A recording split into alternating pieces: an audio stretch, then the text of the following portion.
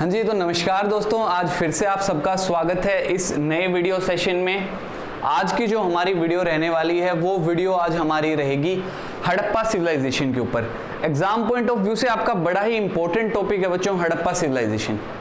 जब हम पढ़ने बैठते हैं तो यूं लगता है कि यार हिस्ट्री तो वो पार्ट है कि भाई तो यार हो ही नहीं सकता, इतना टफ लगता है हम लोगों को।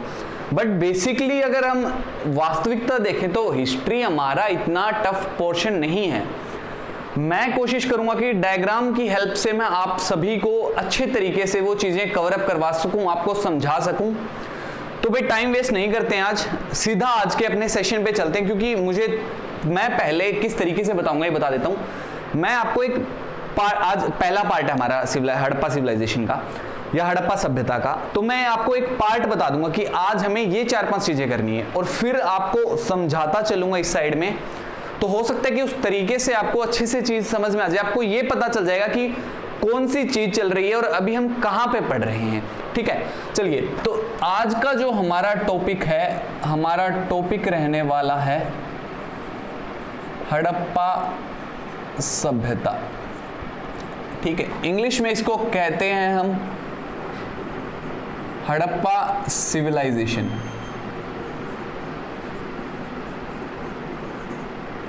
हड़प्पा सभ्यता या हड़प्पा सिविलाइजेशन। ठीक है, अब हमें इसमें पढ़ना क्या क्या है। देखिए बच्चों, सबसे पहले तो हम जो इसमें पढ़ेंगे वो आज हम जानेंगे कि हड़प्पा सभ्यता के बारे में।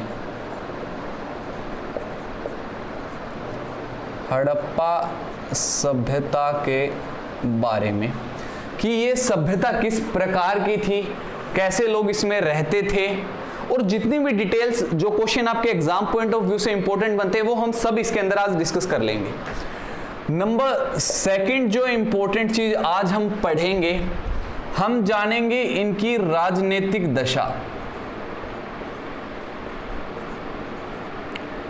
राजनीतिक दशा, पॉलिटिकल स्ट्रक्चर जिसको हम इंग्लिश में कहेंगे कि वो कैसा था। उसके बाद हम इनकी इकोनॉमिक कंडीशन या हिंदी में कहें तो इनकी आर्थिक दशा के बारे में जानेंगे। उसके बाद हम इनकी सामाजिक दशा के बारे में पढ़ाई करेंगे आज, कि सामाजिक रूप से ये किस प्रकार के लोग थे, क्या क्या चीजें ये अपने समाज में करते थे। उसके बाद आज हम पढ़ेंगे अंतिम संस्कार के बारे में, कि किस प्रकार से ये लोग अपने अंतिम संस्कार जो होता था उस समय में उसको कैसे ये करते थे, क्योंकि उसमें बहुत बार आपने देखा है कि क्वेश्चन पूछे जाते हैं। ठीक है, फिर हम जो इसमें पढ़ेंगे राजनीतिक, आर्थिक, सामाजिक अंतिम संस्कार के बारे में। फिर जो नेक्स्ट पोर्शन रहेगा आपका खुदाई वगैरह से संबंधित, वो चीज हम बाद में पढ़ेंगे। एक हम इसमें धार्मिक आज कर लेते हैं कवर, धार्मिक दशा की इनकी रिलीजियस कंडीशन किस प्रकार की थी। ये मैंने एक मैप रख दिया है आज का आपको आपके सामने, कि हम आज इन चीजों को कवर अप करके अच्छे तरीके से आपका पढ़ने का काम करेंगे हड़प्पा सिविलाइजेशन को।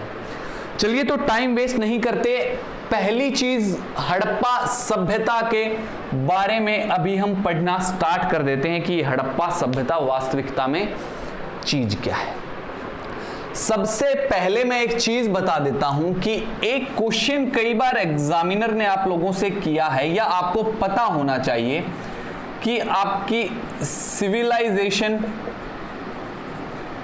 और आपके कल्चर के अंदर क्या डिफरेंस होता है। सिविलाइजेशन को हम हिंदी में सभ्यता कहते हैं और कल्चर को हम हिंदी में संस्कृति कहते हैं। ठीक है, कि सभ्यता और संस्कृति दो शब्द हैं, इनमें डिफरेंस क्या है बच्चों समझने की कोशिश करना। मैं छोटा सा डायग्राम बना के आपको समझाने की कोशिश करता हूं। देखिए, यहां मैं कुछ लोगों का समूह बना रहा हूं, कुछ ग्रुप बना रहा हूं कुछ लोगों का। ये मैंने ग्रुप बना लिया। फॉर एग्जाम्पल हम इसे लगा लो, हमारा गांव होता है, हमारा आसपास की लोकेलिटी होती है। ठीक है, अब एक जैसे लोग हैं ये सारे, इन लोगों की जो एक्सटर्नल क्वालिटीज होंगी वो क्या कहलाएंगी? वो कहलाएगी सभ्यता या सिविलाइजेशन। बात समझने की कोशिश करना बच्चों कि लोगों का समूह है, इनकी एक्सटर्नल क्वालिटीज किस प्रकार की क्वालिटीज होंगी? एक्सटर्नल क्वालिटीज वो क्वालिटीज होंगी जिसके अंदर जो ये लोग है ना, कि ये किस प्रकार के दिखते थे, वेशभूषा कैसी थी, कैसी शक्ल थी, शारीरिक बनावट क्या थी, ठीक है, क्या चीजें पसंद थी। इसीलिए यहां पर सभ्यता शब्द का इस्तेमाल किया गया है, ना कि संस्कृति का, क्योंकि हमें एक्सटर्नल क्वालिटीज ही पता चली हैं, ठीक है। और जो इंटरनल क्वालिटीज होंगी,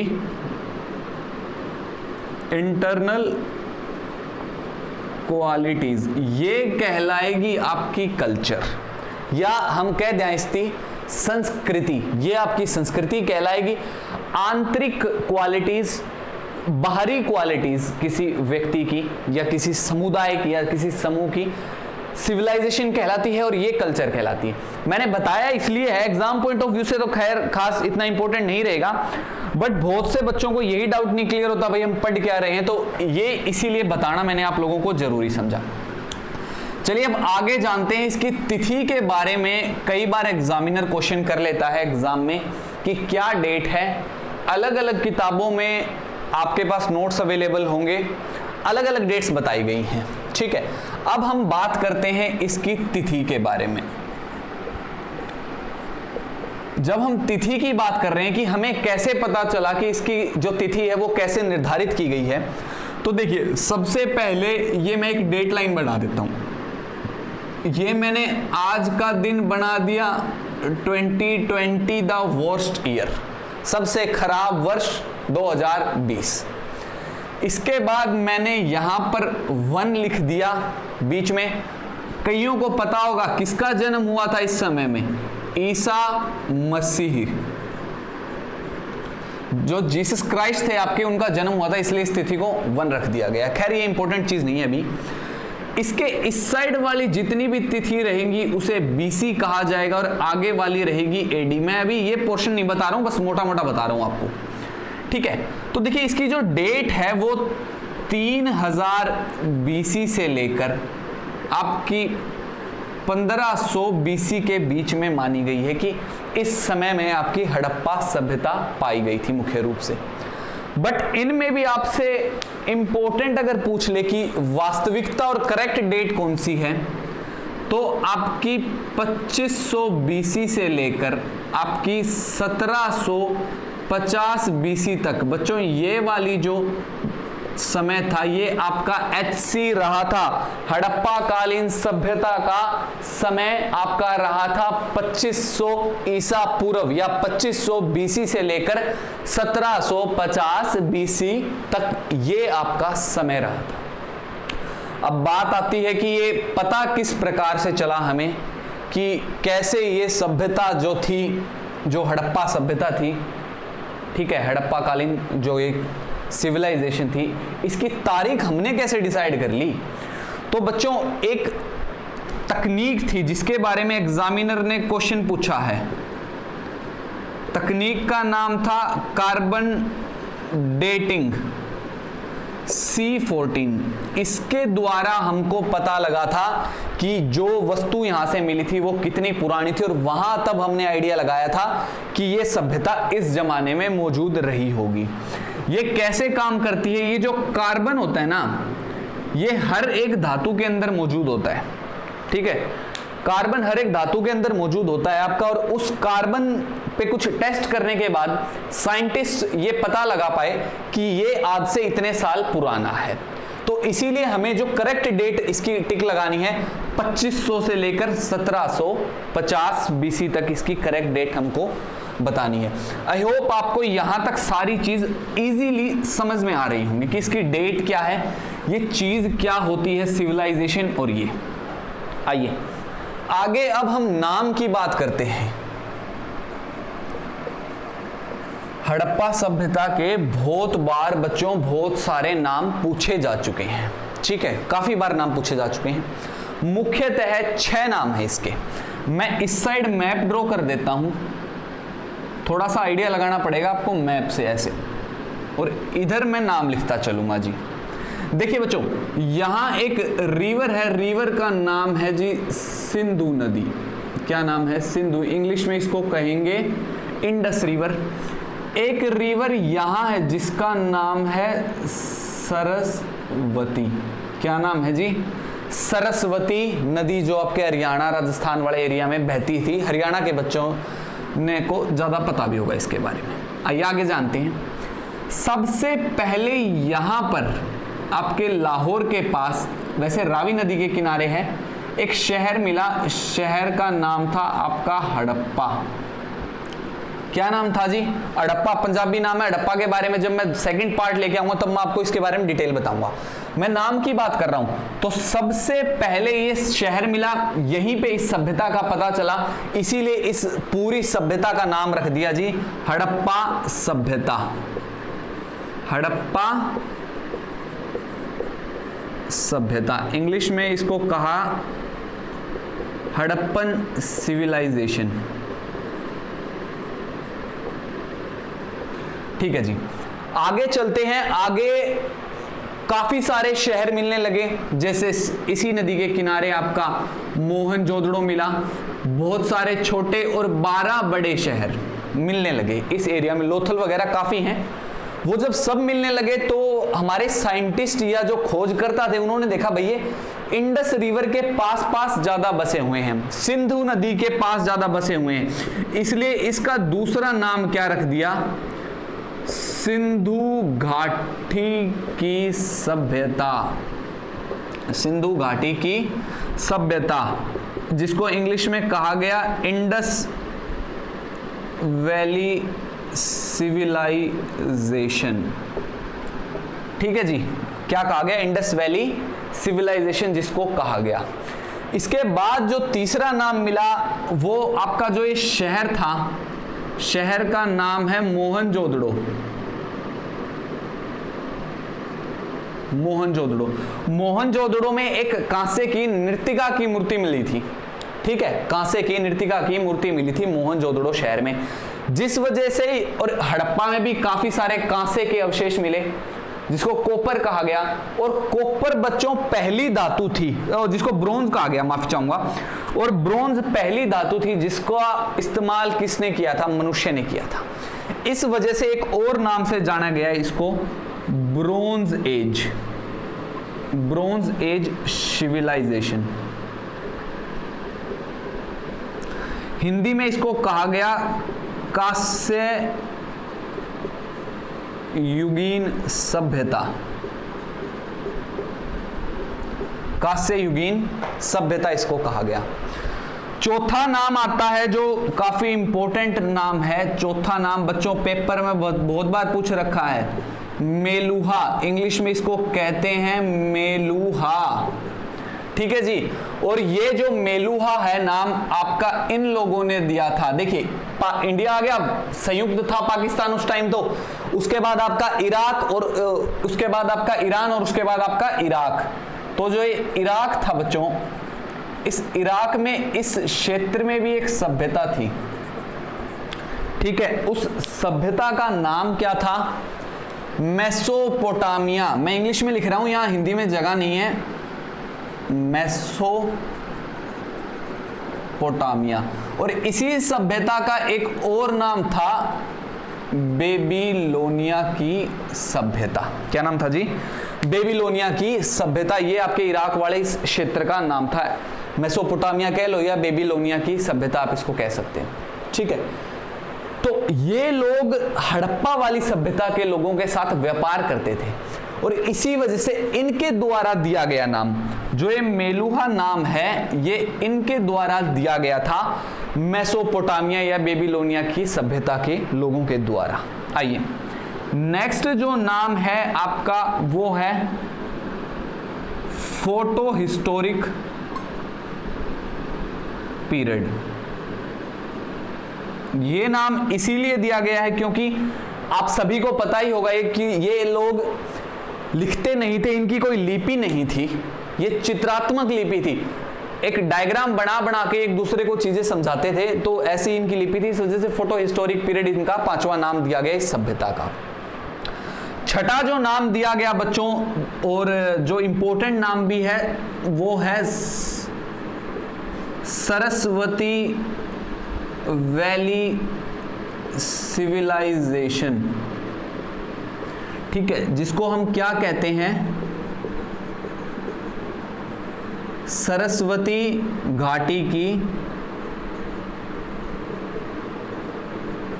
सभ्यता। ठीक है जी, ये नाम किस लिए दिया गया, क्योंकि फिर काफी सारे जो आपके जो गांव शहर थे, बन्नावाली हो गया, आपका कालीबंगा हो गया, ये सरस्वती नदी के किनारे पे मिलने लगे। सरस्वती नदी के किनारे पे मिलने से अब नया नाम दे दिया इसको सरस्वती वैली सिविलाइजेशन। क्वेश्चन आएगा हड़प्पा सभ्यता का सबसे पुराना नाम कौन सा है, तो ये नाम आपका सबसे पुराना नाम है जी हड़प्पा सभ्यता। और सबसे नया नाम पूछ ले तो ये नाम आपका सबसे नया नाम है, ये चीज ध्यान रखना। सरस्वती वैली सिविलाइजेशन आपका सबसे नया नाम है, और जो सबसे पुराना नाम है वो आपका हड़प्पा सभ्यता सबसे पुराना नाम है। मेलुहा नाम दिया मेसोपोटामिया के लोगों ने, जिसको बेबीलोनिया की सभ्यता भी कहा गया। आई थिंक चीजें क्लियर हो रही होंगी, आपको समझ में आ रही होंगी। ठीक है, हिस्ट्री है बोरिंग, पर जैसे मैंने मैप बना के पढ़ाया आपको, तो आई थिंक आपको समझ में सभी को आ रहा होगा और अच्छे तरीके से आ रहा होगा। बस समझते जाओ भाई इस चीज को, और कंटेंट की चिंता ना करो। कंटेंट मैं पहले दिन से प्रॉमिस करता आ रहा हूं, कंटेंट ऐसा दूंगा आप लोगों को कि कहीं और आपको पढ़ना नहीं पड़ेगा। यहां से पढ़ने के बाद यहां मेरे से पढ़ लेना और नोट्स प्रिपेयर कर लेना आपके। ठीक है, बल्ले बल्ले हो जाएगी जी। आइए, 3 चीज पढ़ ली, अब हम जानते हैं इसके खोज के बारे में कि किस प्रकार से इसकी खोज हुई। पहला पॉइंट ही पढ़ रहे हैं बच्चों अब तक, इसकी खोज के बारे में जानते हैं कि कैसे इसकी खोज हुई हड़प्पा सभ्यता की। कुछ डेट्स काफी इंपॉर्टेंट आती हैं, और इंपॉर्टेंट डेट्स में सबसे पहले डेट है 1826, या फिर कई जगह आपको 1828 भी लिखी मिल सकती है। 1826 या फिर 1828 आपको डेट लिखी मिल सकती है। इस दिन क्या होता है, देखिए, एक व्यक्ति था, नाम था चार्ल्स मेसन। क्या नाम था? Charles mason. वो व्यक्ति इस एरिया में, ये समझ लो, घूम रहा था। ठीक है, और वहां पर उसको क्या लगता है, जब वो एक टीला देखता है, थोड़ा सा पैर मार के देखता है तो कुछ लगता है कि उसको कि इसके नीचे एक सभ्यता थी। और यहीं से एग्जामिनर आपके एग्जाम में यहां से क्वेश्चन पूछता है जी। ठीक है, एप्रोप्रिएट पूछ ले तो 826 लगाना है, पर कई किताबों में 828 भी दिया है, तो इसलिए मैंने दोनों बता दी, बट आपको टिक 826 पे लगाना है। व्यक्ति का नाम था चार्ल्स मेसन।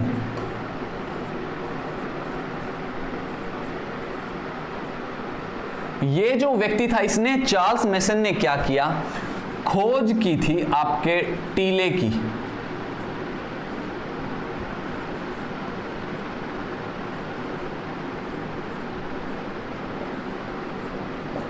या फिर यूं कह ले कि इसी ने सबसे पहले कहा था कि यहां पर सभ्यता है, या क्वेश्चन पूछ ले सबसे पहले किसने बताया, तो चार्ल्स मेसन ने सबसे पहले बताया।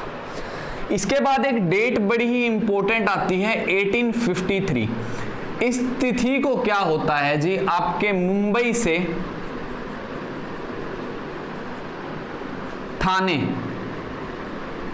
भारत की पहली ट्रेन चलती है। मुंबई से थाने भारत की पहली ट्रेन चलती है। इसके बाद काफी रेल लाइनें बिछने लगी भारत में, और 56 की बात है, 1856 की एक रेल लाइन आपकी बिछ रही थी कराची से लेकर लाहौर तक। कराची से लाहौर तक एक रेल लाइन आ रही थी, और इसी रेल लाइन में क्या होता है जी, मजदूर काम कर रहे थे।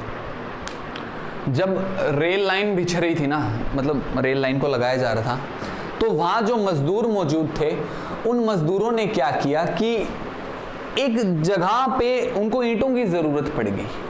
ठीक है, तो उन मजदूरों ने वहां से ईंटें लाना शुरू कर दिया आसपास किसी क्षेत्र से। साइट इंजीनियर थे कोई बढ़िया से बंदे, वो बोलता है वाह रे वाह ईंट ले आए, वो ध्यान नहीं देता, वो काफी सारी ईंट ले आते हैं।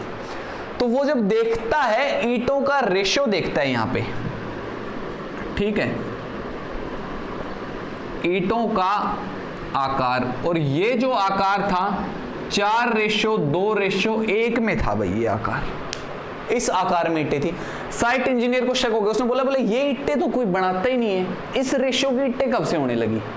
और ईंटें भी देखा कुछ अलग ही रंग की थी, ठीक है, एक टेरिकोटा, मैं आगे बताऊंगा आपको, अलग कलर की ईंटें थी। तो अब क्या हुआ कि जो ये ईंटों का आकार था 4:2:1, तो उसने अपने हेड को बताया, जो उसके हेड थे उसने जाके जगह देखी कि यार तो यहाँ तो बहुत सारी ईंटें हैं।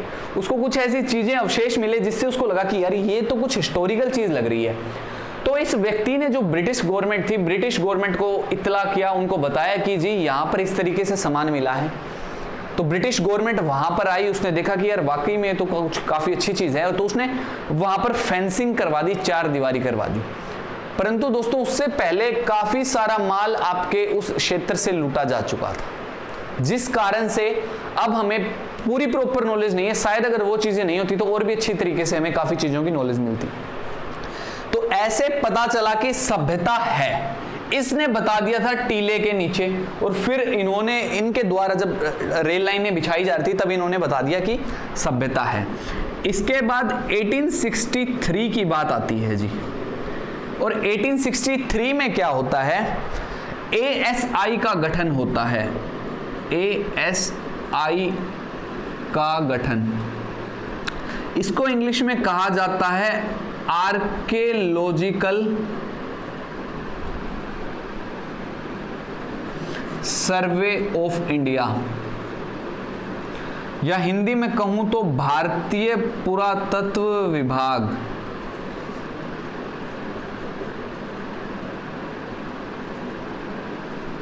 भारतीय पुरातत्व विभाग, आर्कियोलॉजिकल सर्वे ऑफ इंडिया, भारतीय पुरातत्व विभाग का गठन हो जाता है 1863 में।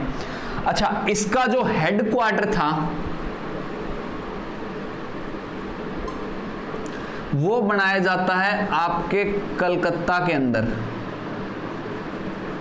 हेडक्वार्टर कहां बनाया गया जी, कलकत्ता में, और इसके जो हेड थे वो बनाया गया अलेक्जेंडर कनिंघम को। अलेक्जेंडर कनिंघम को इसका पुरातत्व विभाग का प्रथम निर्देशक या फर्स्ट डायरेक्टर नियुक्त किया गया था। आगे थोड़ा टाइम बीता, 1921 की बात आती है। 1921 में क्या होता है, जो हेड होते हैं या जो डायरेक्टर होता है उसका नाम होता है जॉन मार्शल। जॉन मार्शल, ठीक है। जॉन मार्शल ड्यूटी असाइन करते हैं एक व्यक्ति को जिसका नाम होता है डॉक्टर राय बहादुर दयाराम साहनी, और ये जाकर आपके खुदाई करते हैं किस शहर की, आपके हड़प्पा शहर की। और इस प्रकार से दोस्तों, इस मेथड से आपकी खोज हुई हड़प्पा सभ्यता की। तो सारी चीजें आपको अच्छे तरीके से मैंने बता दी। मेरे हिसाब से आपको अच्छे तरीके से पूरा लेक्चर ये समझ में आ रहा होगा। इसको बिल्कुल भी लेंथी मत समझिए बच्चों। क्वेश्चन आते हैं कुछ एक दो बार नहीं, हजारों ही बार क्वेश्चन आते हैं। अब एक और इंपॉर्टेंट बात है सर, इनके नाम कैसे याद करें? भाई डेट वेट तो चल जाएगी थोड़ी बहुत, जो ये 3-4 बंदे हैं इनके नाम कैसे याद करें? तो इसके लिए एक ट्रिक याद कर लेना जी। ये कोई व्यक्ति था, इसको क्या करनी थी? दया करनी थी। किस पर? हड़प्पा सभ्यता के ऊपर इस व्यक्ति को दया करनी थी, क्योंकि हड़प्पा सभ्यता काफी सालों से मिट्टी के नीचे दबी हुई थी।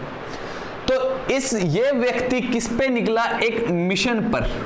किस पे निकला? एक मिशन पर निकला। मिशन पर निकलने के बाद इसने क्या किया? जैसे ये देखिए, ये इसने फावड़ा ले लिया, ठीक है, या कसी हम जिसको सिंपल भाषा में कह देते हैं। और इसने कटिंग करने का काम किया। पहले मिशन की सोचा इसने मिशन, फिर इसने कटिंग की, वहां पे कटिंग करनी स्टार्ट की, जिसको हम ऐसे कैंची से कटिंग करते हैं। इसके बाद अकेले से नहीं हुआ तो इसने मार्शल बुला लिए। मार्शल क्या होते हैं? सिपाहियों को मार्शल कहा जाता है, ठीक है। कितने सारे, बहुत सारे सिपाही बुला लिए, भाई मेरे से अकेले से कटिंग नहीं होती, मार्शल आ जाओ, आप लोग साथ में मिलकर कटिंग करेंगे। तो सबसे पहले किसके द्वारा बताया गया? मिशन से क्या बन गया आपका? Charles mission. Archaeological survey of India का नाम आ गया, तो कटिंग से क्या बन गया बच्चों? कनिंघम। थोड़ा सा रिलेट करके याद कर लेना। और मार्शल की बात आए, क्वेश्चन एग्जामिनर पूछ ले कि हड़प्पा कालीन सभ्यता की जिस समय खुदाई हुई या हड़प्पा शहर जिस समय खोदा, उस समय आर्कियोलॉजिकल सर्वे ऑफ इंडिया, भारतीय पुरातत्व विभाग के निर्देशक कौन थे? तो नंबर 3 पे थे आपके मार्शल, उसके निर्देशक थे, जब उनसे अकेले से नहीं हुई थी। दया करने गया था बंदा, तो दयाराम साहनी ने इसकी खोज की थी। चलिए आगे चलते हैं अब मेरे को लग रहा है कि आज शायद सभ्यता के बारे में बताना ही ठीक रहेगा, क्योंकि लेक्चर ये लंबा हो जाएगा बहुत ज़्यादा फिर, ठीक है। इसको 3 पार्टों में डिवाइड कर देंगे। पहले पार्ट में ये करवा देंगे, बाकी पार्टों में राजनीतिक, आर्थिक, सामाजिक, धार्मिक सारी चीज़ें मैं बता दूंगा। अब तक जो मैं बता रहा हूं ना, मैं थोड़ा हड़प्पा सभ्यता का ओवरव्यू भी दे रहा हूं आपको, और मैं आपको ये समझाने की भी कोशिश कर रहा हूं कि किस प्रकार से ये आपसे क्वेश्चन यहाँ पे पुट किए जाएंगे, किस प्रकार से क्वेश्चन आप लोगों से पूछे जाएंगे, ठीक है। अब 4 चीजें पढ़ चुके हैं अब तक, कल्चर वगैरह में डिफरेंस पढ़ चुके हैं हम। उसके बाद हम तिथि की जानकारी ले चुके हैं। तिथि के बाद हमने नामांकन देख लिया था कि किस प्रकार से नाम रखा गया था। नाम के बाद चौथा अभी हमने इसका खोज के बारे में जान लिया था। अब जो नेक्स्ट चीज हम जानेंगे, हम जानते हैं जी इसकी लिपि के बारे में, कि इनकी लिपि कैसी थी, ठीक है। तो दोस्तों जो इनकी लिपि थी ना, देखिए ये मैं हूं, ये मैंने ले ली, मेरी राइट साइड है, ये साइड मेरी कौन सी है? लेफ्ट साइड है। तो ये लोग किस प्रकार से बनाते थे चीजें, देखिए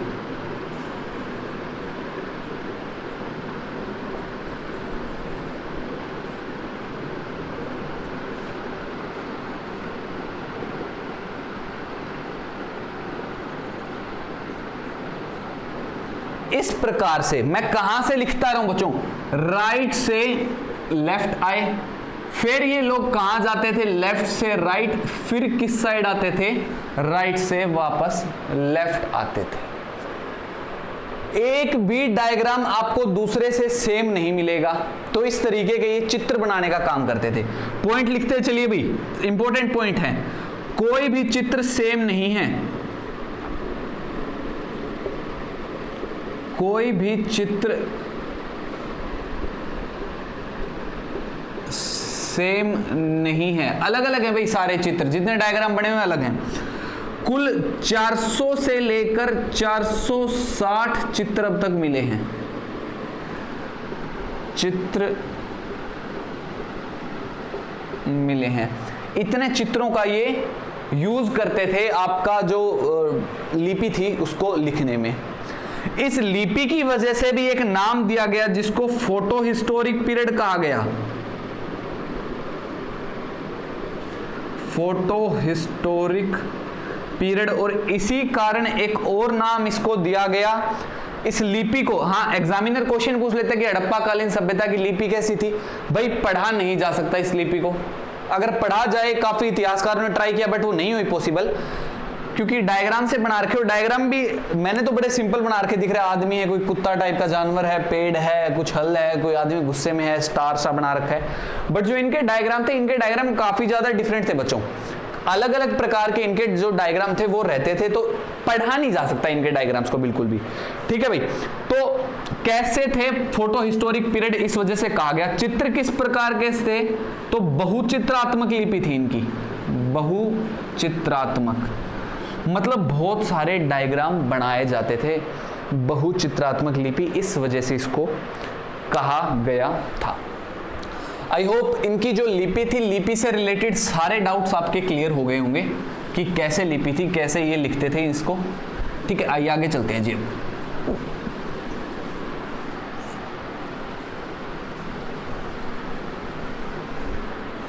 अब हम जानते हैं इसके मैप के बारे में। एग्जामिनर बहुत बार क्वेश्चन करता है आपसे, मैप के बारे में थोड़ा सा अब जान लेते हैं हम।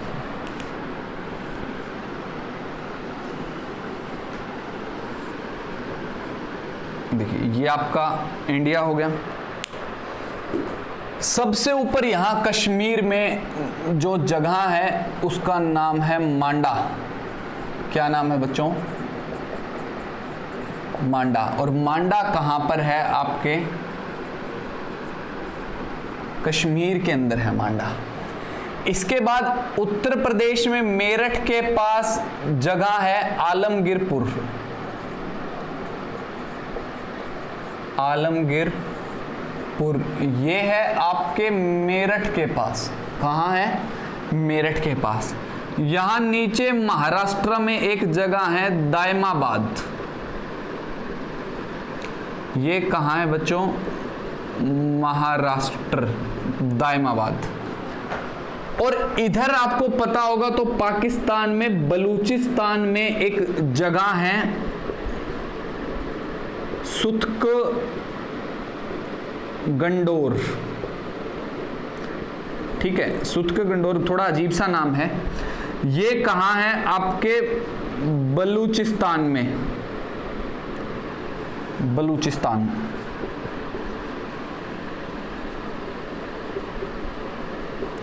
कहां है बच्चों? बलूचिस्तान में। इसी वजह से ये कैसी, देखिए ये क्या बन गया? एक ट्रायंगल बन गया। तो ये क्वेश्चन पूछा गया कि हड़प्पा सभ्यता किस प्रकार की सभ्यता थी? तो ये एक त्रिआकारीय या ट्रायंगुलर एक सभ्यता थी या सिविलाइजेशन थी।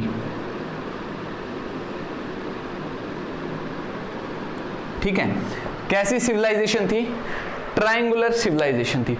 अब एक चीज मैं आपसे पूछूं, इसका जो क्वेश्चन एग्जामिनर क्वेश्चन पूछेगा, सबसे नॉर्थ पार्ट कौन सा है? तो देखिए मांडा वाला पार्ट बच्चों कैसा पार्ट है? सबसे नॉर्दर्न मोस्ट पार्ट है, सबसे उत्तरी भाग है इस सभ्यता का।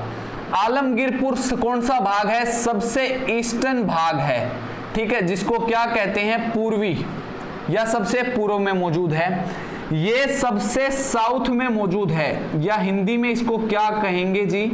आपके दक्षिण में मौजूद जो भाग है वो ये वाला है। सुत्क गंडोर आ गया बलूचिस्तान में। ये कहां है? सबसे वेस्ट में मौजूद है आपके। ठीक है, सबसे पश्चिम में जो मौजूद है सुत्क गंडोर, सबसे पश्चिम में आपका मौजूद है। तो ये कुछ मैप के बारे में चीजें थी। अच्छा, मैं इसका एरिया बता दूं तो जी 12,99,600 वर्ग किलोमीटर या स्क्वायर किलोमीटर लिख लो। कितना हो गया? 1 10 100 1000 10,000 लाख 10 लाख 12,99,600 वर्ग किलोमीटर इसका एरिया था, जिस कारण इसको विश्व की सबसे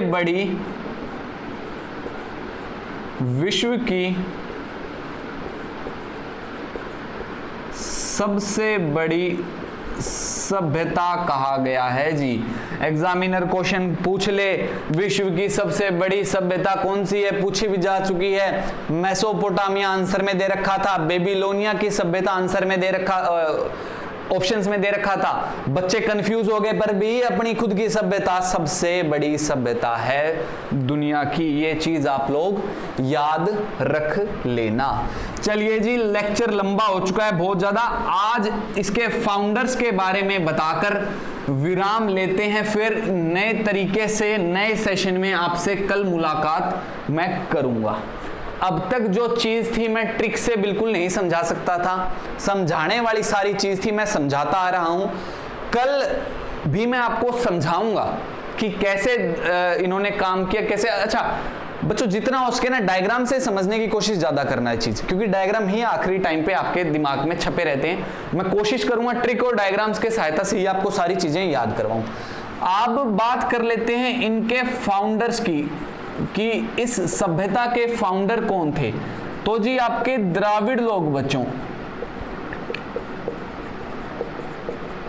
द्राविड्स इस सभ्यता के फाउंडर थे।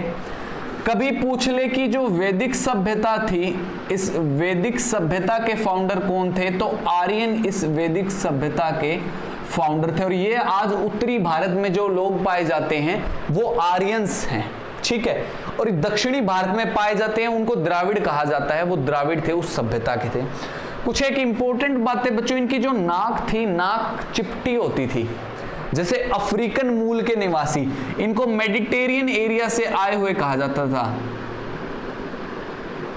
ठीक है, कि ये मेडिटेरियन एरिया से आए थे। दिखने में ये अफ्रीकन लोगों जैसे थे, ठीक है। नाक कैसी थी जी इनकी? चिपटी नाक थी। शरीर की बनावट काफी भारी थी इन लोगों की। एक और चीज है जो इंपॉर्टेंट आपको पता होनी चाहिए, नाक चिपटी थी, अफ्रीकन थे, बस यही है, हाँ बस। और तो रंग कैसा था? Black in colour, black in colour, काले रंग के थे।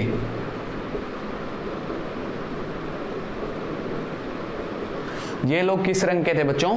काले रंग के लोग थे, द्राविड़ पीपल्स थे। पहले द्राविड़ आए थे, बाद में आर्यंस आए थे, ये चीज भी ध्यान रख लेना। एक और बात, इन लोगों को लोहे की कोई भी जानकारी नहीं थी, लोहे के बारे में नहीं मिला ना, लोहे के बारे में नहीं पता चला, परंतु इन लोगों को सोने और चांदी के बारे में पता था। सोने चांदी के अवशेष मिले हैं।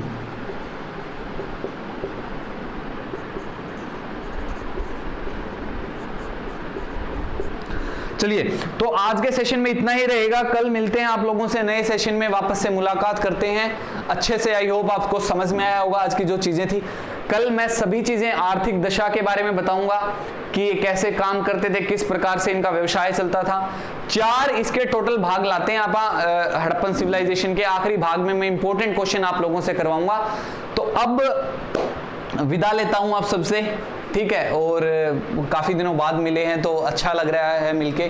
कुछ और प्रोजेक्ट्स पे बिजी चल रहा हूँ काफ़ी ज़्यादा, बट अब मैं कोशिश करूँगा कि मिलता रहूँ आप लोगों से। तो तब तक के लिए आप सभी को नमस्कार, जय हिंद दोस्तों, जय भारत।